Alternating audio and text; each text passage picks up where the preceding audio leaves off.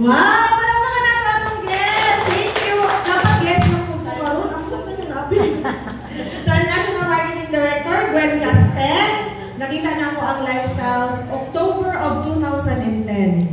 So, 14 years na ako nag-ainom ng intra. Wow! Alata ba? Yes! Wow! Sinaw kaayo. So, I was diagnosed with chronic laryngitis. Voiceless ko for 2 weeks. Wala naging mo gawas na tingog. Nakainom kong intra. 1 bottle lang. In 5 days, balik akong tingog. Idala ko sa inganing na presentation. Kinsang nasuko pag nag-good morning. Ay, handok sila mutugan. Kinsang maglagot pag musyagin imong katapad on? Yes! Wala po mo, dili mo malagot. Ako suko, nakiku. Ako na rin sa kabuok ang DS atong matay. Tapos sige, kung sinya sa nag-invite sa ko ako. Sige, kung tanaw sa relo kay good morning. Unya, 7:30 naman.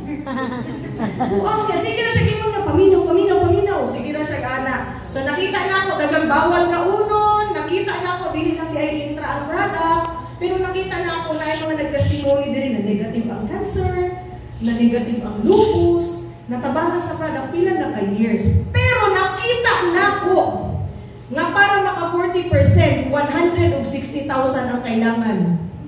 Anak, saan ko nahilong, no? Ako nahilong ko na.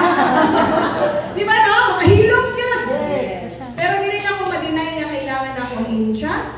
Maayo na lang na yung follow up sa imuha. Na mo remind sa imuha nga kinanglan nimo tan-awon para na i-change. Pinta lang ano ta akong gusto, pero dako ako pasalamat because kani nga business bisan trainer ko sa call center, wala ni sa ako ang profession, BS Psychology graduate ko, wala ni sa ako ang isip yun. Never in my wildest dream nga buhaton na ko ni. Pero tungod kay naay nagatudlo sa ako adiri, naay nagaguide sa ako adiri, mao nang naa ako diri karon. And syempre na ako siya diri karon. Wala ko sa Lord, ba? So maayo na lang yun.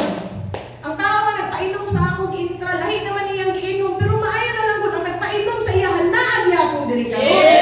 Nagatudlo sa ako. Palakpakan nato siya. Global Marketing Director Jennifer Pobigo, gikan pa siya Jensen, pero siya ang nagatudlo sa ako. So gitan-aw na ako ning business, dili ko gusto buhaton ni, pero di na ako ma-deny because ang intra kailangan ako. And after 4 months of doing this business part-time, naka-assume kong balay. Wow!